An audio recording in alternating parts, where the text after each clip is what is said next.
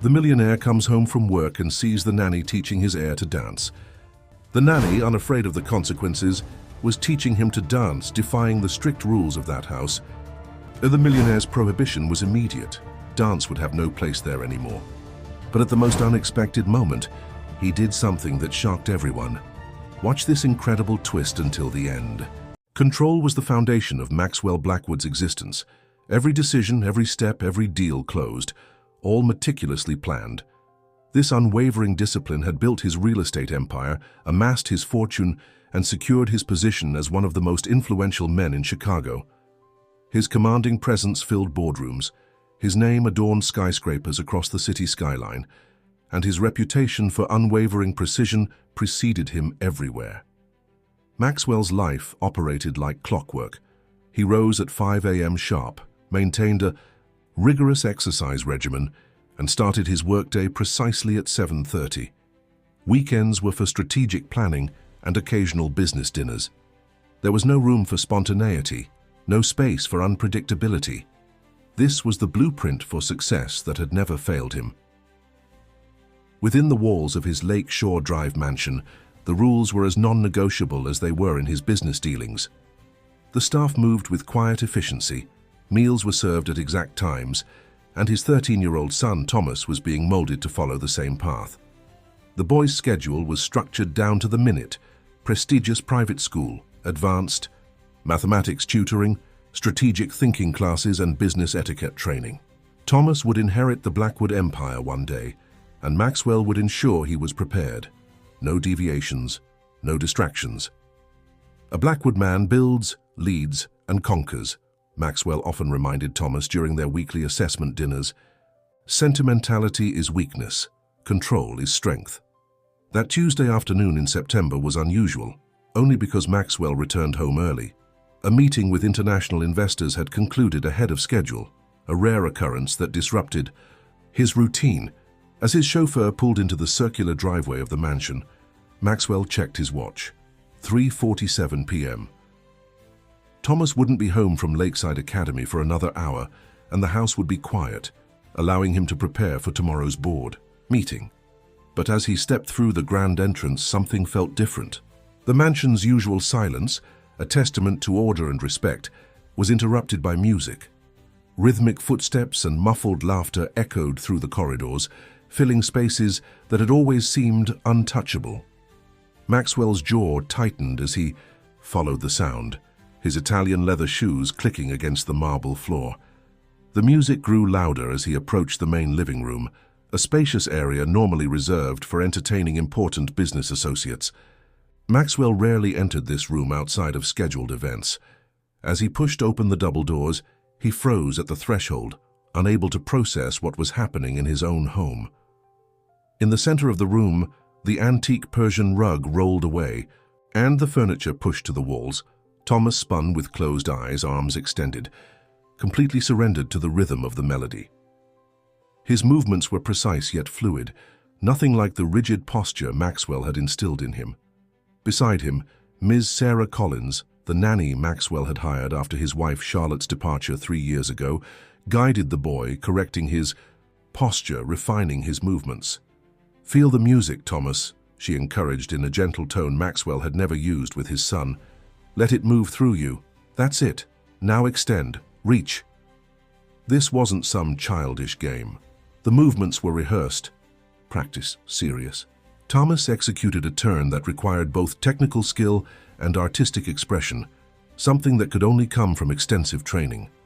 The realization hit Maxwell like a physical blow.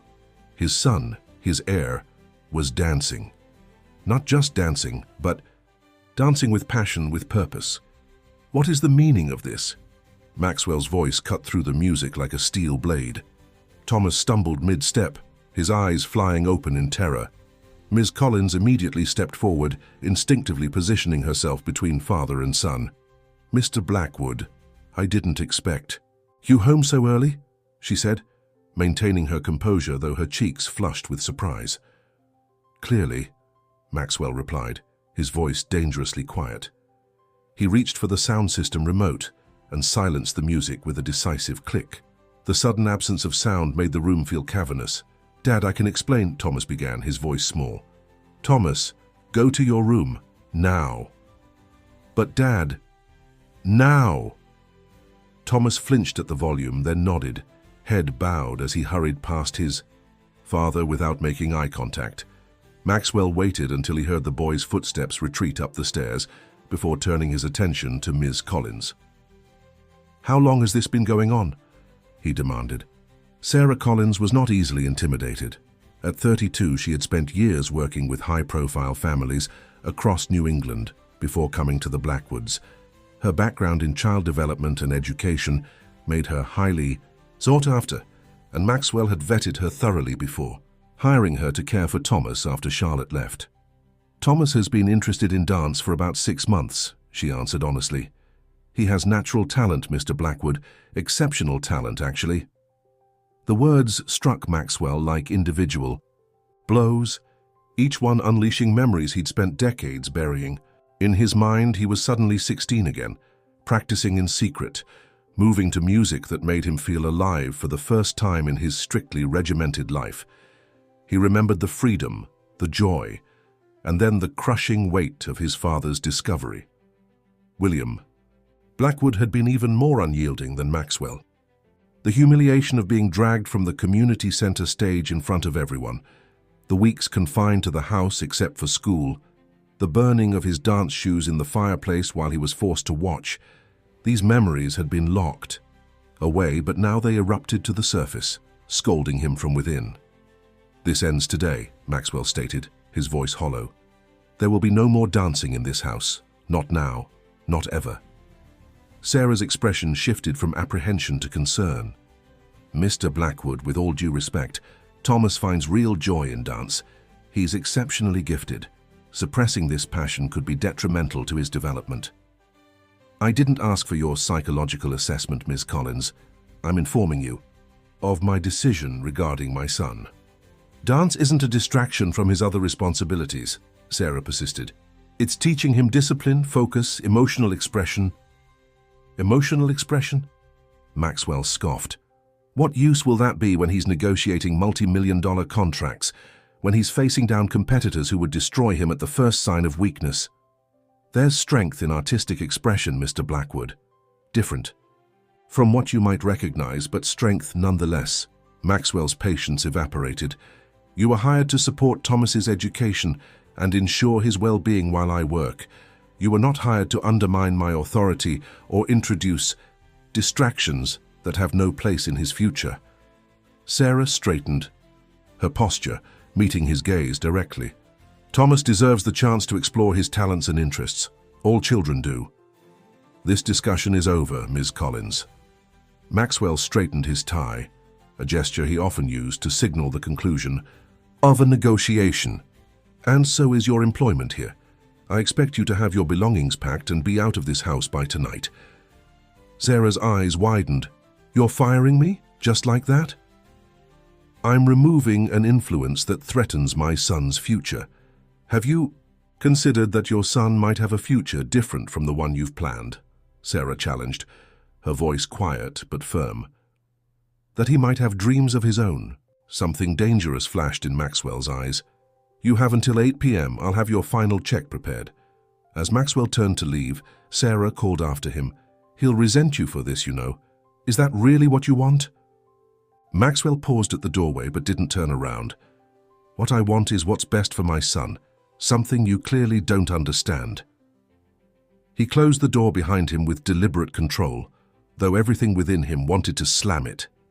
He strode toward his office. Maxwell refused to acknowledge the echo of his father's words in his own voice, the perpetuation of a cycle he'd once sworn to break. Behind the closed door of his office, Maxwell poured himself 2 fingers of scotch, a rare indulgence during working hours. He stared out the window at the Chicago skyline he'd helped shape, feeling for the first time in years that something within his carefully constructed world had slipped beyond his control. The days following Sarah Collins's departure unfolded with mechanical precision. Maxwell reinstated the household's rigid structure, hiring a new nanny, Mrs. Eleanor Winters, a stern woman in her 50s with impeccable references from military families, within 48 hours. The living room furniture was returned to its original position, the sound system disconnected. To the untrained eye, order had been restored to the Blackwood mansion. But Maxwell wasn't blind to the changes in his son. Thomas moved through the house like a ghost, his eyes downcast, his shoulders hunched as if carrying an invisible weight. He answered questions with monosyllables, ate little at meals, and spent most of his time alone in his room. His academic performance remained exemplary. A Blackwood never faltered professionally, but the spark behind his eyes had dimmed. Thomas hasn't been himself lately, Mrs. Winters reported during their weekly briefing. He completes all tasks efficiently but shows no enthusiasm. Perhaps he's coming down with something. Maxwell dismissed her concerns. He's adjusting to a new routine. It's part of growing up, learning that life isn't always comfortable. Of course, sir, Mrs. Winters replied, though her expression suggested she wasn't entirely convinced. 2 weeks after Sarah's dismissal, Maxwell found himself lingering outside Thomas's bedroom.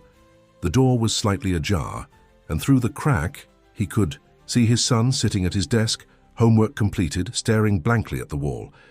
For a brief moment, Maxwell's resolve wavered. Was this stillness really better than the joyful movement he'd witnessed? The thought was interrupted by his phone's buzzing. Richard Calloway, his executive assistant, rarely called after hours unless something significant had occurred. Blackwood, Maxwell answered, moving away from Thomas's door. Sir, there's something you should know.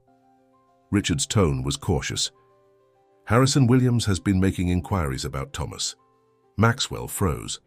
Harrison Williams was his most formidable business rival, the CEO of Williams Development Group, who had been trying to outmaneuver Blackwood Enterprises for years. What kind of inquiries? Maxwell asked, though a sinking feeling told him he already knew. Apparently, he's been asking around about Thomas's extracurricular interests, specifically about dance. The hallway seemed to tilt beneath Maxwell's feet. How would he even know about that? I'm not certain, sir, but he mentioned it at the Economic Club luncheon today, made a comment about the Blackwood heir preferring ballet shoes to blueprints. Maxwell's grip tightened around his phone. Who else heard this? The pause on Richard's end was answer enough. Several board members were present, and representatives from First National were at the next table. First National Bank was currently considering financing Blackwood's newest development project, a project that would cement Thomas's future inheritance. Damage control, Richard. Immediately. Already on it, sir. I've scheduled meetings with key stakeholders for tomorrow morning, but Richard hesitated. Speak freely. The narrative is gaining traction, sir. Williams is suggesting that Thomas lacks interest in taking over the company someday. He's using it to create doubt about Blackwood's long-term stability. The strategic implications unfolded in Maxwell's mind like a chess game. Harrison Williams wasn't just attacking him personally. He was targeting the company's future, using Thomas as leverage. In the ruthlessly competitive world of Chicago real estate development, even a whisper of uncertainty could scare off investors. I'll handle it, Maxwell said with finality. Have the car ready at 7 a.m. After ending the call, Maxwell stood motionless in the hallway. The empire he'd spent his life building was under threat because his son had been caught dancing. The irony might have been humorous if it weren't so. Devastating. The following morning, Maxwell walked into the boardroom with the confident stride that had become his trademark. Nothing in his appearance betrayed the storm brewing beneath the surface. His tailored suit was impeccable, his expression composed. Gentlemen, he addressed the assembled board members, thank you for adjusting your schedules on such short notice. Maxwell launched into a presentation about the company's latest acquisition, masterfully steering the conversation toward future planning. Just as he'd anticipated, Bradford Collins, his longest-serving board member, took the bait. Speaking of future planning, Maxwell, Bradford began, there have been some questions circulating about succession plans. Maxwell nodded, as though he'd been expecting this exact question. Thomas is progressing exceptionally well. His understanding of our business model is advanced for his age, and his analytical skills are remarkable. "That's reassuring to hear," said James Porter, another board member, "especially given some rumors that have been floating around." "Rumors?" Maxwell raised an eyebrow, feigning ignorance. "Harrison Williams seems to think your son has artistic aspirations rather than business interests," Porter continued, watching Maxwell closely for his reaction. Maxwell allowed himself a calculated chuckle. "Gentlemen, my son is 13 years old. Like many boys his age, he experiments with different activities. Last year it was fencing. Before that, chess club. These explorations build character and diverse thinking, qualities that will serve him well when he eventually takes leadership of this company." The tension in the room eased slightly, but Maxwell knew the matter wasn't settled. "Harrison Williams should be more concerned with his own company's performance rather than speculating about my son's hobbies," Maxwell added, his tone hardening. "Perhaps his recent failure to secure the Riverside project has left him with too much time on his hands." The subtle reminder of their rival's recent setback shifted the room's energy. Soon the conversation turned to more pressing business matters, and by the meeting's end, Maxwell had successfully neutralized the immediate threat. But he understood this was merely a temporary solution. As the board members filed out, Bradford Collins lingered behind. "You handled that well," Bradford said once they were alone. "But Williams won't let this go easily. He smells blood in the water." Maxwell's jaw tightened. "Let him circle. He won't find any weakness here." Bradford, who had known Maxwell for over 20 years, studied him thoughtfully. "Is there any truth to it? About Thomas?" For a moment, Maxwell considered confiding in his old friend about what he'd witnessed in his living room, about the conflict raging within him. But vulnerability wasn't in the Blackwood playbook. "Thomas will lead to this company one day," Maxwell stated firmly. "That's the only truth that matters." Bradford seemed to weigh his next words carefully. "My daughter danced for years before she went to law school. Now she's one of the top corporate attorneys in New York. The two worlds aren't mutually exclusive. You know." Maxwell's expression remained neutral, but his tone carried a clear warning. "I appreciate your concern, Bradford, but I don't need parenting advice." "Fair enough." Bradford raised his hands in surrender. "Just remember that the strongest trees are those that know how to bend in the wind without breaking." Maxwell gathered, his documents signaling the end of their conversation. Blackwoods don't bend. But as he walked to his office, Maxwell couldn't dismiss Bradford's words entirely. The analogy lingered, along with an uncomfortable question. If Blackwoods didn't bend, did that mean they eventually broke? Over the next several days, Maxwell implemented his strategy with military precision. He arranged for Thomas to attend key client dinners, showcasing the boy's intelligence and poise. He scheduled photo opportunities at construction sites, with Thomas in a miniature hard hat learning the family business. The message was clear. The Blackwood legacy was secure. Yet, despite these public displays, the private reality was fracturing.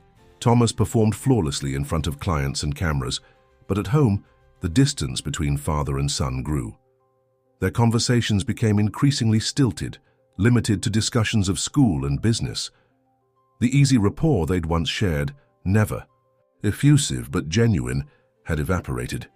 One evening, as Maxwell passed Thomas's room, he heard a sound that stopped him cold. Music, faint but unmistakable, leaked through the closed door. For a moment, Maxwell stood frozen, his hand halfway to the doorknob. Then he forced himself to walk away. That night, Maxwell dreamed of his own father. In the dream, William Blackwood loomed over him, face contorted with the same disgust Maxwell had seen the day he'd been caught dancing. "Weakness," his father's voice echoed. "You've allowed weakness into our bloodline." Maxwell woke drenched in sweat, the accusation still ringing in his ears. He rose and went to his home office, unable to return to sleep. As dawn broke over Lake Michigan, illuminating the water with shades of gold and crimson, Maxwell reached a decision. Thomas needed structure, more structure than he was currently receiving. The local environment had too many distractions, too many influences that could divert him from his destined path. Distance and discipline would reset his priorities. Maxwell placed a call to the headmaster of Westfield Academy, an exclusive boarding school in New Hampshire, known for its rigorous academic program and strict traditional values. By the time the sun had fully risen, arrangements were being made for Thomas's mid-semester transfer. Maxwell placed the Westfield Academy brochure on the breakfast table beside Thomas's plate, its glossy cover displaying imposing brick buildings and students in crisp uniforms. The message was clear even before Maxwell spoke. "You'll be attending Westfield beginning next month," he announced, buttering his toast with practiced precision. "Their academic program is unparalleled. The connections you'll make there will serve you throughout your career." Thomas stared at the brochure, his fork suspended midway to his mouth. "Boarding school in New Hampshire? It's the right move for your future," Maxwell continued, not looking up from the financial section of the newspaper. "I've already spoken with Headmaster Phillips. They're quite eager to have a Blackwood among their student body." "But Dad, all my friends are here, my classes—" Thomas's voice trailed off, the unspoken word hanging between them. "Dance. You'll make new friends. Better connections, frankly. The sons of senators, judges, CEOs, future leaders like yourself." "Did I do something wrong?" Thomas asked quietly. The question pierced through Maxwell's carefully constructed rationale. He finally looked up, meeting his son's eyes so like Charlotte's, earnest and perceptive. "This isn't punishment, Thomas, it's opportunity. Sometimes the right path isn't the comfortable one." The boy nodded slowly, resignation washing over his features. He didn't argue further. Blackwoods accepted necessary sacrifices, but the slump in his shoulders spoke volumes. "You leave in 3 weeks," Maxwell added. "Mrs. Winters will help you prepare." The rest of breakfast passed in silence, with Thomas occasionally glancing at the brochure as if it were a sentence rather than an opportunity. Maxwell told himself the boy would understand someday. This was protection, not punishment. Thomas would thank him when he stood at the helm of Blackwood Enterprises, respected and secure. That afternoon, Maxwell received an unexpected visitor. At his office, Evelyn Parker, his executive assistant, buzzed through on the intercom. "Mr. Blackwood, there's a Miss Sarah Collins here to see you. She doesn't have an appointment, but she's quite insistent." Maxwell froze, his pen hovering over a contract. Sarah Collins. He hadn't expected to hear that name again. "Send her in," he said after a moment's hesitation, setting aside his work and straightening his tie.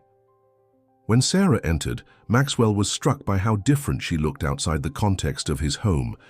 In fitted trousers and a blazer, her hair pulled back in a neat bun, she appeared more authoritative than he remembered. She carried a leather portfolio under one arm and met his gaze with unwavering confidence. "Miss Collins," Maxwell gestured, to the chair across from his desk. "This is unexpected. I apologize for coming without an appointment, Mr. Blackwood, but what I have to discuss couldn't wait." She sat down, placing the portfolio on her lap. "It's about Thomas." Maxwell's expression hardened. "Thomas is no longer your concern." "With respect, that's not entirely true." Sarah opened the portfolio and removed several photographs, placing them on his desk. "These were taken 2 days ago." Maxwell looked down at the images, momentarily confused. They showed Thomas in what appeared to be a community center, dancing alongside other young performers. The photographs captured his son mid-leap, his expression transformed by a joy Maxwell hadn't seen in weeks. "You've been meeting with my son behind my back?" Maxwell's voice was dangerously quiet. "No," Sarah replied firmly. "Thomas has been attending the Northwestern Youth Dance Program. They meet 3 times a week after school. He's been going since before I left your household." Maxwell's mind raced. Thomas's after-school activities were carefully monitored, or so he'd thought. "He's been telling Mrs. Winters he has advanced mathematics tutoring," Sarah continued, as if reading his thoughts. "In reality, he's been training for this." She placed a flyer on top of the photographs. "The Chicago Youth Dance Competition. It's this Saturday. Thomas has qualified as a finalist." Maxwell stared at the flyer, a pressure building behind his eyes. "How do you know all this?" "I still teach at the program. When Thomas showed up after I was dismissed from your home, he swore me to secrecy. He's determined to compete, Mr. Blackwood." I'll put a stop to this immediately. Maxwell reached for his phone. Before you do that, Sarah interjected, there's something else you should know. She hesitated, then continued more gently. Harrison Williams's son Ethan is also competing. The information hit Maxwell like a physical blow. Harrison Williams, his business rival, had a son in the same competition. Suddenly, Williams's pointed comments made perfect sense. He hadn't discovered Thomas's interest through business gossip. He'd learned about it directly through his own son. Are you suggesting Williams is using this dance competition as leverage against me? Sarah shook her head. I'm not suggesting anything about Mr. Williams's motives. I'm simply providing context. Maxwell leaned back in his chair, his mind working through the implications. If he pulled Thomas from the competition now, Williams could spin it however he wanted. The narrative would be completely in his control. Why are you telling me this? Maxwell asked finally. You owe me nothing. I fired you. Sarah met his gaze steadily. I care about Thomas. He has extraordinary talent, Mr. Blackwood, the kind of raw ability dancers trained for years to develop. But more importantly, when he dances, he's truly himself. How many people can say they've found what makes their soul come alive at 13? The question stirred something deep within Maxwell, a memory of what it felt like to move with the music, to express what couldn't be said with words. I'm not here to change your mind about boarding school or about what you think is best. For your son, Sarah continued, I just believe you should see him perform. Before you make your final decision, see what you'd be asking him to give up. Maxwell stared at the photographs again, at the unfamiliar joy on his son's face. And if I don't come? Then Thomas will compete anyway. He'll either triumph without you there to witness it, or he'll fail without you there to support him. Either way, something between you will break that can't be easily repaired. The directness of her assessment was jarring. Maxwell was unaccustomed to being spoken to so bluntly, especially by a former employee. Yet he couldn't deny the truth in her words. The competition is at 7 p.m. Lincoln Theatre, Sarah said, rising from her chair. Thomas is the final performer in his category. She moved toward the door, then paused. One more thing, Mr. Blackwood. The judges include representatives from the Joffrey Ballet Academy. If Thomas places in the top 3, he'll be offered a spot in their elite training program. After Sarah left, Maxwell sat motionless, staring at the evidence of his son's secret life spread across his desk. The competition was 2 days away. The same evening he was scheduled to host a crucial dinner with potential investors. Investors who could make or break Blackwood Enterprises' expansion into the West Coast market. A lifetime of discipline told him where his priorities should lie. Business first, always. Yet for the first time in decades, Maxwell found himself questioning that fundamental principle. Saturday evening arrived with a clarity that seemed almost deliberate, as if the universe were ensuring Maxwell could see every detail of the choice before him. The sky over Chicago was a pristine blue transitioning to gold as the sun began its descent. Maxwell stood at his office window, watching the light play across the skyline he'd helped shape. On his desk lay 2 items, the investor dinner agenda and the dance competition program Sarah had sent over.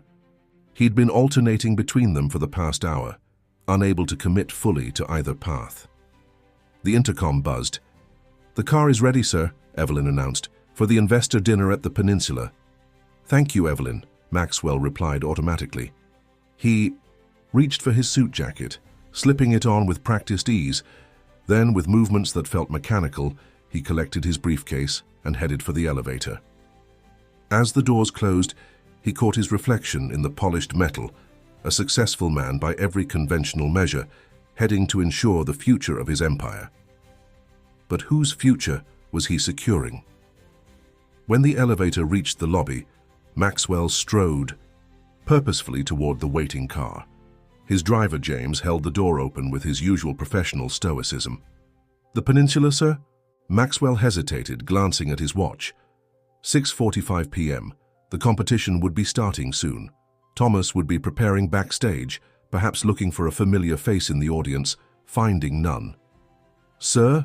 James prompted. Maxwell made his decision. Change of plans, Lincoln Theatre. James's eyebrows raised slightly in surprise, but he nodded. Yes, sir. During the drive, Maxwell called Richard Calloway, instructing him to handle the investor dinner. Personal emergency, he explained, offering no further details. Richard, ever reliable, assured him everything would be managed. Lincoln Theatre was a modest venue in a part of Chicago that Maxwell rarely visited. As James pulled up to the entrance, Maxwell noted the diverse crowd flowing into the building, families from all backgrounds united by their support for the young performers inside. Wait here, Maxwell instructed, straightening his tie as he exited the car. The lobby was crowded with excited parents, siblings, and friends. Maxwell felt conspicuously out of place in his three-piece suit amid the casual atmosphere. He checked the program, confirming Thomas would perform last in the 13-15 age category. As he entered the auditorium, the lights were already dimming. Maxwell found a seat toward the back, just as the host welcomed everyone to the 27th Annual Chicago Youth Dance Competition. The performances began, each young dancer taking their moment in the spotlight. Maxwell watched with analytical detachment, at first mentally cataloging technical elements while remaining emotionally distant. His eyes periodically scanned the crowd, eventually spotting Harrison Williams and his wife in the third row, their expressions animated as they applauded each performer. Midway through the program, Maxwell recognized Ethan Williams as he took the stage. The boy was technically proficient, his movements precise, his routine challenging. The audience responded enthusiastically, and Maxwell couldn't help but notice Harrison's proud smile as his son bowed. The contrast with his own relationship to Thomas struck Maxwell with unexpected force. When was the last time he'd shown such unguarded pride in his son? Had Thomas ever seen that expression on his father's face? A familiar figure caught Maxwell's attention, Sarah Collins, standing in the wings, offering encouragement to each performer as they exited. She hadn't noticed him yet, focused entirely on the young dancers in her care. As the competition progressed, Maxwell found himself increasingly drawn into the performances, appreciating the artistry and athleticism displayed by these children and teenagers. There was strength here, different from what he valued in the boardroom, but undeniable. Finally, the host announced, "Our final competitor in the 13 to 15 age category, performing Liberation in D minor, Thomas Blackwood." Maxwell sat up straighter, his heart suddenly pounding against his ribs. The auditorium darkened completely before a single spotlight illuminated center stage. Thomas appeared, dressed in simple black pants and a fitted white shirt. He stood motionless, head bowed, waiting for his music to begin. The first notes emerged, a somber piano piece that Maxwell recognized as Bach. Thomas began to move, and Maxwell forgot to breathe. This was not the tentative dancing he'd glimpsed in his living room weeks ago. Thomas's performance told a story of constraint and yearning, of rules and rebellion. His technical skill was evident even to Maxwell's untrained eye, but it was the emotional authenticity that proved mesmerizing. Each movement seemed to embody the struggle between discipline and freedom, control and release. Halfway through the piece, the music transformed, classical structure, giving way to a modern interpretation with added percussion and strings. Thomas's dancing evolved in response, his movements becoming more expansive, more expressive, culminating in a series of turns and leaps that demonstrated both power and vulnerability. As Thomas executed a particularly challenging sequence, Maxwell's hands moved of their own accord, coming together in a single decisive clap. The sound was swallowed by the music, but the gesture itself represented a crack in a lifetime of restraint. When the music ended, Thomas held his final pose for a breathless moment before the audience erupted in applause. Maxwell found himself on his feet alongside everyone else, his usual composure forgotten as he witnessed the transformation on his son's face, the pure joy of artistic expression fully realized. Thomas bowed deeply, his smile radiant under the spotlight. As he straightened, his gaze swept across the audience, and for a fleeting second his eyes met Maxwell's. The boy froze, disbelief flashing across his features before being replaced by cautious hope. The judges conferred as the competitors returned to the stage for the awards ceremony. Maxwell hardly registered the announcements of honorable mentions and runner-up positions. He was focused entirely on Thomas, who stood with perfect posture, hands clasped behind his back, the Blackwood stance Maxwell had taught him years ago. And the first-place winner in the 13-15 age category, receiving a full scholarship to the Joffrey Ballet Academy's Junior Elite Program, Thomas Blackwood. The theatre erupted in applause. Thomas stepped forward, momentarily stunned, before accepting his trophy. As the audience continued clapping, Maxwell watched his son searching the crowd until their eyes met again. This time, Maxwell nodded deliberately, allowing a small smile to acknowledge his son's achievement. After the ceremony, Maxwell made his way backstage, navigating through clusters of excited families, congratulating their young performers. He found Thomas surrounded by fellow competitors, offering congratulations, the oversized trophy clutched in his hands. "Dad?" Thomas said, when he spotted him, surprise and uncertainty mingling in his voice. "You came." "I did," Maxwell confirmed, suddenly aware of the attention they were attracting from nearby parents. "You were exceptional out there." Thomas's expression brightened tentatively. "You're not angry?" "We'll discuss everything later," Maxwell said, maintaining his composure despite the emotions threatening to surface. "But no, I'm not angry." Before Thomas could respond, Sarah Collins approached, her expression a mixture of surprise and cautious approval at seeing Maxwell backstage. "Mr. Blackwood," she acknowledged with a professional nod before turning to Thomas. "Congratulations, Thomas, that was your best performance yet." "Thanks to you, Ms. Collins," Thomas replied earnestly. Maxwell observed the genuine rapport between them, recognizing what he'd failed to see before. Sarah hadn't been undermining his authority.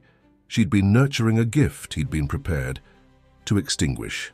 "Ms. Collins," Maxwell said formally, "might I have a word with you privately?" Sarah nodded, instructing Thomas to wait with the other performers for the group photos. She followed Maxwell to a quiet corner away from the bustling activity. "I owe you an apology," Maxwell began, the words unfamiliar on his tongue. "You saw something in my son that I refused to see." Sarah studied him carefully. "It's never been my intention to interfere with your relationship with Thomas. I simply believe that children should be encouraged to explore their authentic selves, even when that authenticity conflicts with their parents' expectations," Maxwell challenged, though his tone lacked its usual edge. "Especially then," Sarah replied without hesitation. "Mr. Blackwood, may I ask you something personal?" Maxwell nodded stiffly, unused to such directness. "Why does Thomas's dancing disturb you so much? It's more than just concern about his future, isn't it?" The question hung between them, deceptively simple yet cutting straight to a wound Maxwell had never allowed to heal. For a moment he considered deflection, a skill he'd mastered in the boardroom. Instead, something compelled him toward honesty. "I danced once," he admitted, his voice low. "When I was younger than Thomas. My father discovered me during a community performance. The consequences were severe." Understanding dawned in Sarah's eyes. "So you're protecting Thomas from what happened to you?" "I'm protecting him from a world that won't understand or value that part of him," Maxwell corrected. "Business doesn't reward artistic sensitivity."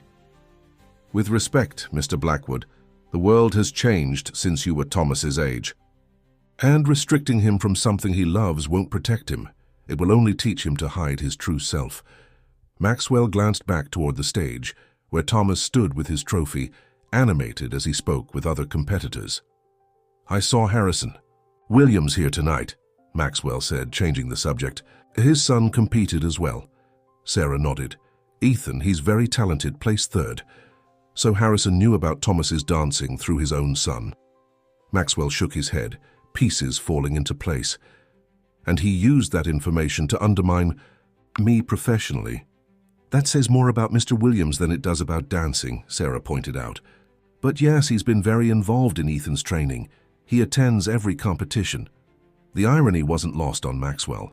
His business rival, a man just as ambitious and driven as himself, had embraced his son's artistic pursuits rather than suppressing them.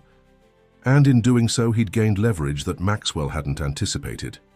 "I've made arrangements for Thomas to attend Westfield Academy next month," Maxwell said after a pause, boarding school in New Hampshire. Sarah's expression fell, but she maintained her composure. "That's your decision to make, of course, but Thomas has just been offered a place at the Joffrey. It's one of the most prestigious dance programs in the country." "I'm aware."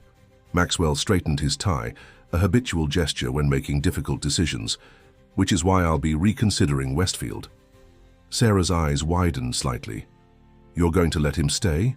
"I'm going to consider all options," Maxwell clarified, "including the possibility of finding a way to balance Thomas's education with this opportunity." It wasn't a definitive answer, but it was more flexibility than Maxwell Blackwood had shown in years. The smile that spread across Sarah's face told him it was a significant start. "He'll need proper guidance," Maxwell continued, his tone becoming more businesslike. "Structure, discipline."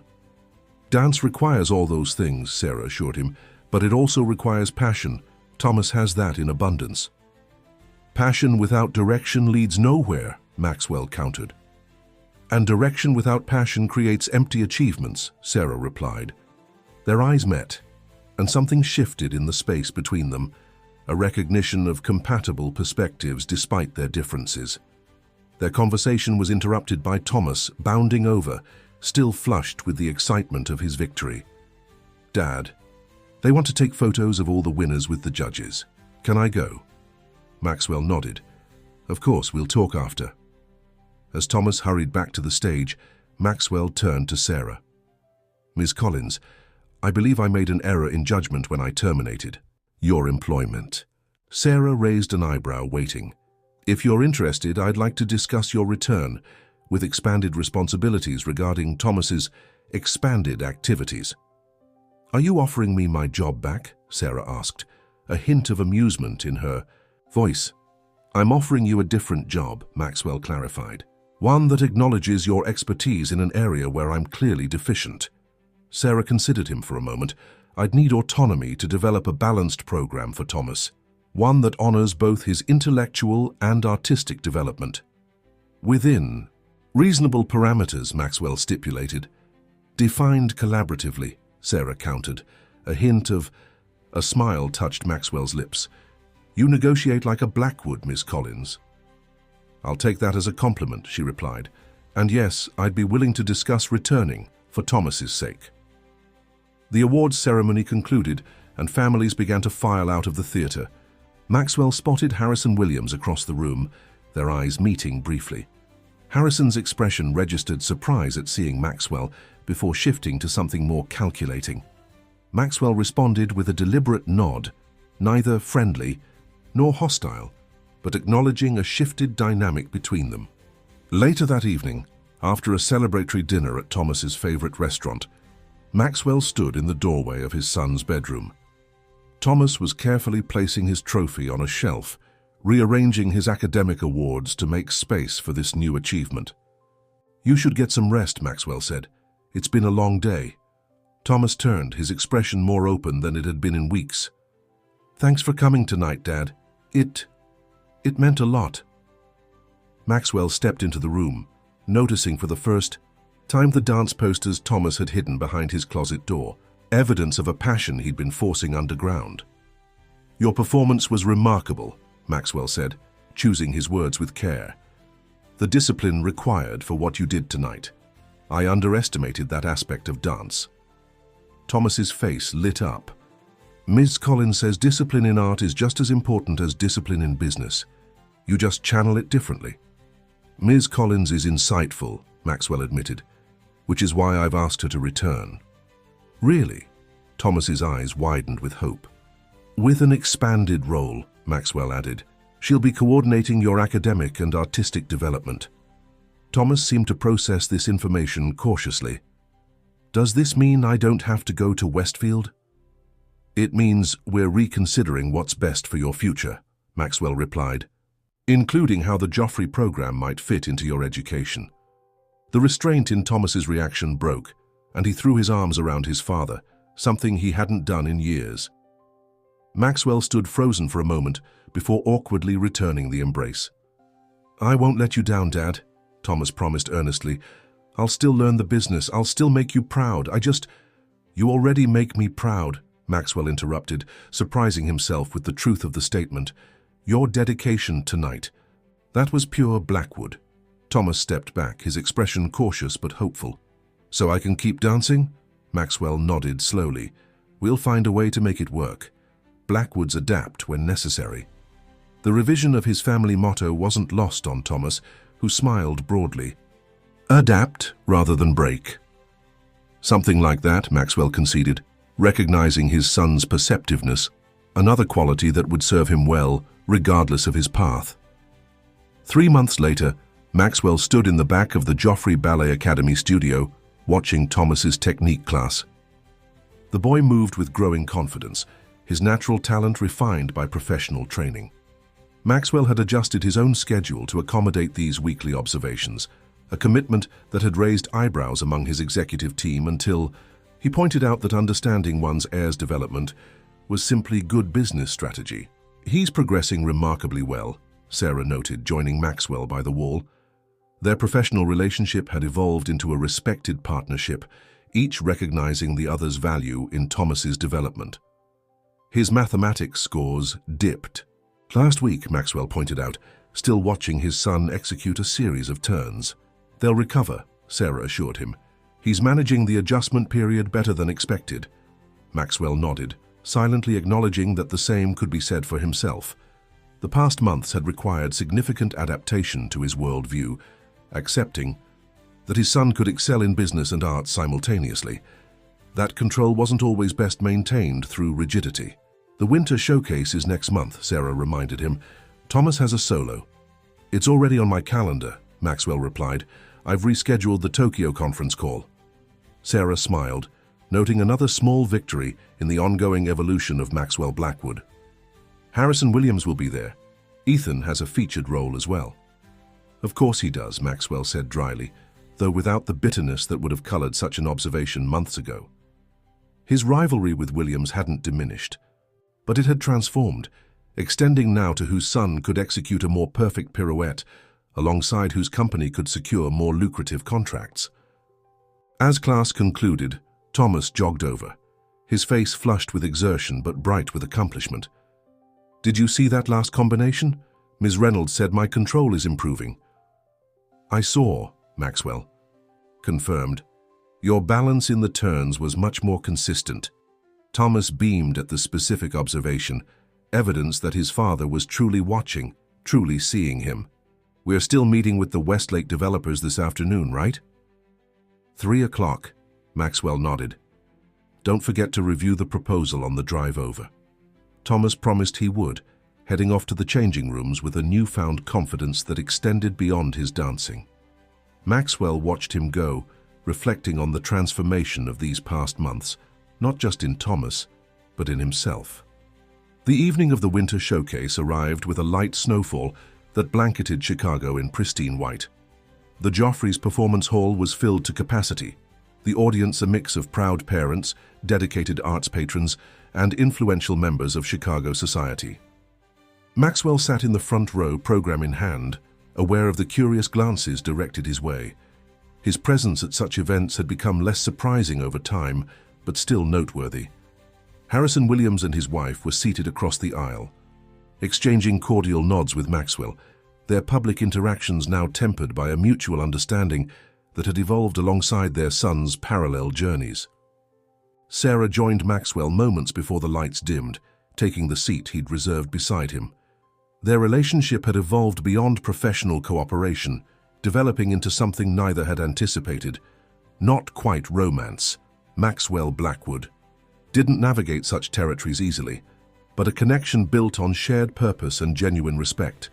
"Nervous?" Sarah asked quietly as the lights began to fade. "Blackwoods don't get nervous," Maxwell replied automatically, then added with a hint of humor, "But Thomas mentioned his costume includes sequins, so I'm maintaining reasonable concern." Sarah laughed softly, a sound Maxwell had come to appreciate more than he would admit. The curtain rose and the showcase began with group performances from the younger students. Maxwell watched with the trained eye he'd developed over months of exposure to this previously foreign world, recognizing technical elements and artistic choices that would have been invisible to him a year earlier. When Thomas's solo was announced, Maxwell sat straighter, his focus absolute. The stage darkened briefly before a single spotlight illuminated his son, poised and confident in the center. The music began, classical but with contemporary undertones, a fusion that seemed particularly fitting. Thomas's performance told a story of transformation, beginning with controlled, almost rigid movements that gradually expanded into expressions of freedom and self-discovery. Maxwell recognized elements of his son's journey in each sequence, the technical precision giving weight to the emotional narrative. As the performance reached its climax, Thomas executed a series of turns that required extraordinary control before launching into a leap that seemed to suspend him in mid-air. The audience collectively held its breath, witnessing not just technical skill, but authentic, artistic expression. When Thomas finished his final pose, the applause was immediate and thunderous. Maxwell was on his feet before he realized he'd moved, clapping with uncharacteristic abandon. Beside him, Sarah beamed with professional pride and personal joy. "That's your son," she said simply, the words carrying layers of meaning beyond the obvious statement. "Yes," Maxwell agreed, watching Thomas bow deeply before exiting the stage. "He is." The reception following the showcase buzzed with conversation and congratulations. Thomas moved through the crowd with easy confidence, accepting compliments graciously, while maintaining the dignified composure expected of a Blackwood. Maxwell observed from a distance, engaged in conversation with the Joffrey's artistic director, but keeping his son in his peripheral vision. Harrison Williams approached, champagne flute in hand. "Remarkable performance from Thomas tonight," he offered, his tone genuine despite their complicated history. "He has exceptional talent."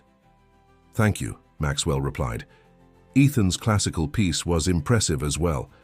The acknowledgement established a new equilibrium between them, competitive still, but with a grudging mutual respect that had been absent in their previous interactions. "I hear Blackwood Enterprises secured the Riverside development," Harrison continued, business never far from his thoughts. "Congratulations. The announcement goes public next week," Maxwell confirmed. "You have good sources." Harrison smiled slightly. "Just as you had excellent intelligence on my negotiations with the European investors." Maxwell didn't confirm or deny the observation. Information was currency in their world, and they both played the game with expertise. "Our sons appear to be discussing their performances," Harrison noted, nodding toward where Thomas and Ethan stood in animated conversation, clearly comparing notes on their respective routines. "Perhaps they'll be more collaborative than their fathers," Maxwell suggested dryly. "Or perhaps they'll redefine competition altogether," Harrison countered. "Either way, they seem to be forging their own paths." The observation lingered as Harrison excused himself to rejoin his wife. Maxwell considered the truth in the statement as he watched Thomas easily navigate the social dynamics of the reception. His son was indeed forging his own path, one that honored the Blackwood legacy while expanding its definition. Later that evening, Maxwell stood in the doorway of his home office, watching Thomas add his showcase medal to the growing collection of achievements that spanned both business competition awards and dance honors. "You've had quite a year," Maxwell observed. Thomas turned, smiling. "It's been different than I expected. Better." "For me as well," Maxwell admitted, the honesty coming more easily than it once had. Thomas hesitated, then asked the question he'd been holding back. "Are you really okay with all this? With me wanting both worlds?" Maxwell considered his answer carefully. "I've learned that adaptability is sometimes more valuable than rigid adherence to tradition. You're a Blackwood, Thomas. That won't change whether you're in a boardroom or on a stage. Or both," Thomas added with a grin. "Or both," Maxwell conceded, "though I still expect you to master those quarterly projections before your contemporary workshop next weekend." "Already done," Thomas assured him. "Ms. Collins checked them yesterday." The mention of Sarah brought a different kind of awareness to Maxwell. Her influence had expanded beyond Thomas's development, subtly reshaping Maxwell's own perspective on what constituted success and fulfillment. "Is Ms. Collins joining us for dinner tomorrow?" Thomas asked, his tone deliberately casual. Maxwell raised an eyebrow at his son's transparent attempt at matchmaking. "She is, in a professional capacity." Of course, Thomas agreed, though his smile suggested he had his own theories about the evolving relationship. The following evening, Maxwell stood on the terrace of his home, looking out over the Chicago skyline.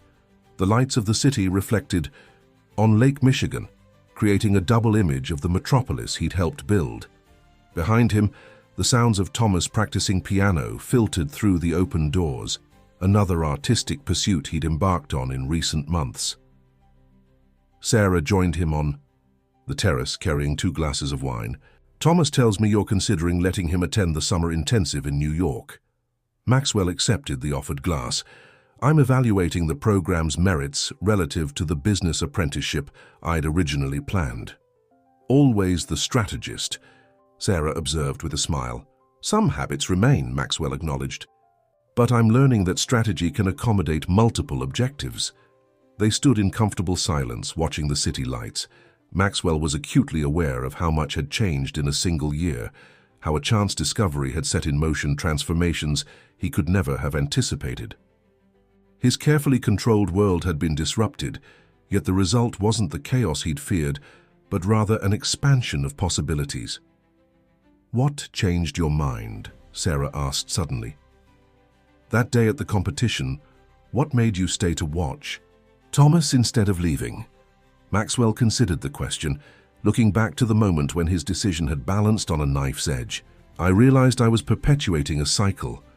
My father forced me to abandon something I loved, and I was about to do the same to Thomas. In that moment, I saw a chance to break that pattern." "It took courage," Sarah said quietly. Maxwell shook his head slightly. "It took seeing my son's courage first. Thomas never stopped dancing, even when he thought it would cost him everything. That kind of conviction, that's something even I could learn from." Inside the house, Thomas's piano playing shifted to a piece Maxwell recognized, one Charlotte, used to play in the early years of their marriage, before ambition and diverging priorities had separated them. The familiar melody carried memories Maxwell had long suppressed, yet now found he could embrace without the sharp edges of regret. "I've been thinking," Maxwell said after a moment, "about establishing a foundation, something that would provide arts education to children who wouldn't otherwise have access." Sarah's expression registered surprise. "That's not what I expected you to say." "I'm occasionally unpredictable," Maxwell replied with the hint of a smile. "The Blackwood Foundation for Arts and Business Education," Thomas suggested the name. "Combining both worlds," Sarah noted. "I like it." "I thought you might," Maxwell said, "which is why I'd like you to consider directing it." Sarah turned to face him fully, searching his expression for confirmation that he was serious. "That's a significant offer." "It would require you to resign your current position," Maxwell continued, "but the foundation would benefit from your expertise in arts education and your understanding of how it can complement traditional business training." "And would this new position still include working with Thomas?" Sarah asked. "Of course," Maxwell confirmed, though his development would be just one aspect of a much broader mission. Sarah considered the offer, her expression thoughtful. "I'd want autonomy to develop programs that truly balance both disciplines. Hence the offer of directorship, rather than a subordinate position," Maxwell pointed out. "And what about the other aspects of our working relationship?" Sarah asked carefully. Maxwell met her gaze directly. "Those aspects would need to be negotiated separately from professional considerations." "Always the businessman," Sarah observed, though her smile softened the observation. "Some transformations occur more gradually than others," Maxwell acknowledged. Inside, Thomas's music concluded, the final notes hanging in the air before giving way to the ambient sounds of the city below. Maxwell raised his glass slightly. "To unexpected journeys." Sarah touched her glass to his, and to having the courage to follow them. As they stood together on the terrace, Maxwell reflected on the year's journey. The control that had once defined his existence hadn't been relinquished, but rather redefined. He'd learned that true strength sometimes lay in flexibility, that legacy could take forms he hadn't anticipated, and that the most valuable transformations often began with the most unexpected discoveries. And as Thomas joined them on the terrace, his presence a testament to the new balance they'd all discovered, Maxwell knew that the story they were writing together was far more complex and rewarding than the one he'd originally scripted. Fimda Historia. Dear listeners, we hope you've been moved by Maxwell and Thomas's journey of transformation. This emotional voyage has shown us that sometimes our greatest growth comes from unexpected challenges to our deepest beliefs. If this story of a father learning to see his son and himself in a new light has touched you, please subscribe to our channel for more captivating narratives that explore the complexity of human relationships. Hit the like button if you've ever had to choose between tradition and transformation in your own life. We've created a special playlist with equally moving stories about family dynamics and personal evolution. You'll find it by clicking to your left. Don't miss our upcoming content as we continue to bring you stories that illuminate the human experience. We're eager to hear your thoughts in the comments below.